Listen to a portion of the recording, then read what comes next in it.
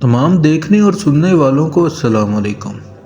جب شیطان ابلیس نے حضرت آدم علیہ السلام کو سجدہ کرنے سے انکار کیا تو وہ مردود قرار دیا گیا اور اللہ کے دربار سے دھتکارا گیا۔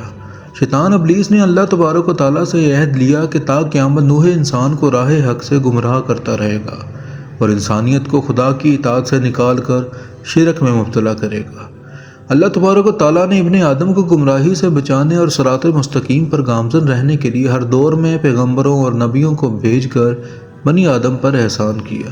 ابلیس کو یہ خوف تھا کہ نبیوں پیغمبروں کی تعلیمات کہیں انسانوں کو اس لاشریک معبود کے قریب نہ کر دے۔ جب رحمت للعالمین یعنی آخری نبی محمد مصطفیٰ صلی اللہ علیہ وآلہ وسلم اس دنیا میں تشریف لائے، وہ دن ابلیس کے لیے سب سے زیادہ گناہ اور سختی کا دن تھا، کیونکہ آپ صلی اللہ علیہ وآلہ وسلم کی مبارک ذات کی برکت سے بنی نوح انسان کو ہدایت ملنے والی تھی، جو ابلیس کی سب سے بڑی ناکامی تھی۔ علامہ ابن کثیر اپنی کتاب میں لکھتے ہیں کہ ابلیس 4 بار بلند آواز سے رویا۔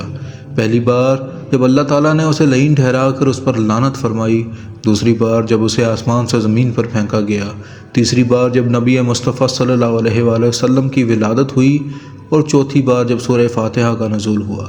ابن ابی حاتم اپنی تفسیر میں حضرت اکرمہ سے روایت کرتے ہیں کہ آپ صلی اللہ علیہ وآلہ وسلم کی ولادت کی وجہ سے روئے زمین نور سے منور ہو گئی۔ ابلیس نے کہا، آج ایسا بچہ پیدا ہوا ہے جو ہمارا معاملہ خراب کر دے گا۔ تو اس کے ایک سپاہی نے کہا، تم جاؤ اس بچے کی عقل میں خامی پیدا کرو۔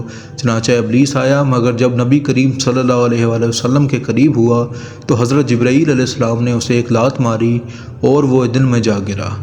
اسی طرح ایک روایت میں حضرت ابن عباس رضی اللہ عنہ روایت کرتے ہیں کہ شیطانوں کو آسمان سے نہیں روکا جاتا تھا، وہ بلا روک ٹوک آتے جاتے تھے، لیکن جب حضرت عیسیٰ ابن مریم علیہ السلام کی ولادت ہوئی تو شیطانوں کو 3 آسمانوں میں آنے سے روک دیا گیا، لیکن جب رسول اللہ صلی اللہ علیہ وسلم کی ولادت ہوئی تو شیاطین پر تمام آسمان کے دروازے بند کر دیے گئے، انہیں آگ کے شعلے مارے جاتے تھے۔